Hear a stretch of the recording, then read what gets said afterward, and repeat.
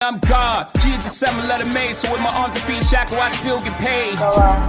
All praise is due, I'm ready to chase a Yaku back in the cage. These are the last days, what do I sing phase? Showed up to the last supper, it's some brand new J's. I'm the true living. Peace. I'm Supreme Understanding. Peace. I'm Supreme Understanding. The reason I'm doing this video is because I wanted to respond to a recent article from the New York Post on how Jay-Z's bling, I guess we're still using this word, we're still using bling. We got this from, I guess, urbandictionary.com or something. This is still a word that people are using, but his bling, his medallion, his necklace, is from a Whites Are Devils group. And so, as a publisher who has published plenty of books related to this alleged group, otherwise known as the 5 Percenters or the Nation of Gods and Earths, and as a member of the Nation of Gods and Earths myself, I don't take it upon myself as a representative of the Nation of Gods and Earths, but just as somebody who knows enough to be able to address some of this, I'm going to say a few things. For beginners, this is just silly. Let me just start there, because I just got to be real. I didn't even want to do this video. I'm in my office, I'm tired, I got other things to do, but I don't want to leave Jay out there on his own, because he's got a good media team, but he doesn't necessarily have everybody he needs to spin this thing in the right direction right now. So I'm just going to go ahead and try to help out, because there's a lot of people who come from the so-called conscious community who they're not standing with our brother Sean Carter right now, because for whatever reason they haven't always got, conscious community and Jay-Z hasn't always gotten along. It's at the end of the day, I just want to be one of the real people who lends out a hand and it says some things in the spirit of brotherhood. So for beginners, the whole idea that his medallion should be a cause for concern is preposterous. You wouldn't do it to anybody. There's no white celebrity who has to concern themselves with whether or not they joined Scientology because L. Ron Hubbard was a racist. Nobody has to think twice about whether the specific Christian denomination they belong to has ever been associated with slavery.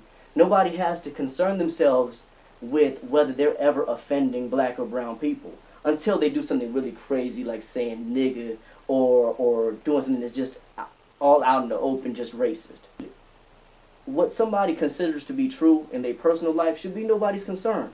It shouldn't be the white media's concern what Jay-Z thinks about anything. What should matter is what does he do. Otherwise, leave him alone. Because I don't know what this man really thinks in his own mind. I really don't know. I know that if they honestly wanted some information on this group, though,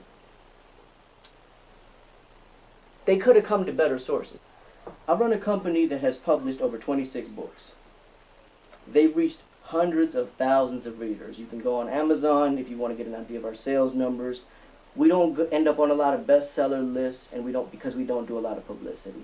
We don't really engage the media on that level. We just among the people. These books, like this book, this is the book that probably started everything, have circulated through so many homes in America and beyond America that I can't even begin to count. Why do I say that? I say that because this book was written by a 5 percenter. And in this book, it talks about what the culture the 5 percenters can do to improve your life and to make you a better person, right? It's a book on self-development. It's just really, we did this because we knew people wanted to know how to hustle and win. We know people want to improve their lives. We know people want to get money. Everybody want to get money.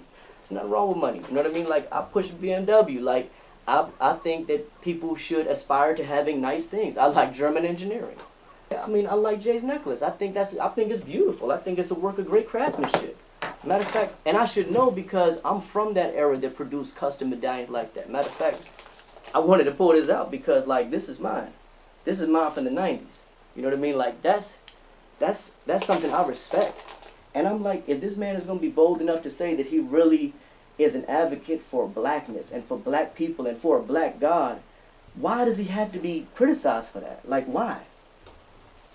Why can't he love black people? Why can't he love his blackness? Why can't he speak for the black ghetto youth that are misunderstood? Why can't he say, I must be God if I came from the bottom and made this out of myself? Why can't he identify with God? Other people have done it. Europeans have done it. All kinds of folks have described themselves as a god. Heavy metal musicians, rock musicians, jazz musicians, country musicians. People have seen themselves as gods. Or other people have described them as a god. It's just like the word bothers you. No, it's the fact that a black man seeing himself as a god is problematic in this country. That's why they'd go to a white source before they'd go to an actual black 5%er. Think about it. Think about that New York Post. If you Google 5%ers, this book will come up. Those authors, you know, they could have come to any one of these contributors because all of their contact information is always listed. So why not? Because you got to demonize a black man for saying that he's a god. You got to demonize a black man for seeing himself as great. By the way, I write books. And when I say I write books, I'm not like a guy from off the street. Like I have a doctorate. And my doctorate, my dissertation was on the Nation of God's Nurse. It was on non-formal education in the Nation of God's Nurse. And what that means is the way that our pedagogy, our teaching impacts lives for the better. That's what this article could have talked about for this group. They could have found out about the good this group does in urban communities like the one where Jay-Z grew up, where he first learned about this group in Brooklyn. Really, man, you got to be a better journalist. You should aspire to be greater. That's what a 5%er teaches you. A 5%er, what we teach is to be great. Whether you are black, white, we teach people to be the greatest them that they can be, to be righteous. So you focus on things just so that you can attack a group of black people that want to be about something better. Like anytime you see a group of black people coming together, what do you call it? A gang. But there's other groups that come together all the time, and that, you know, they get to do this, and it's like, as long as it's not black, and that's so sad that it's 2014 and you can't even be black and independent and have your own mind. You gotta wonder about what this man is believing and thinking. Like, why is that your business? He ain't attacking nobody. He ain't doing nothing to nobody. Why do you really care so much about what he believes or what he thinks? That shouldn't even be your business. But it was never a thing because he had freedom of speech. That's what this country is built on. So honor that. If a black man calls himself a nigga, it's okay.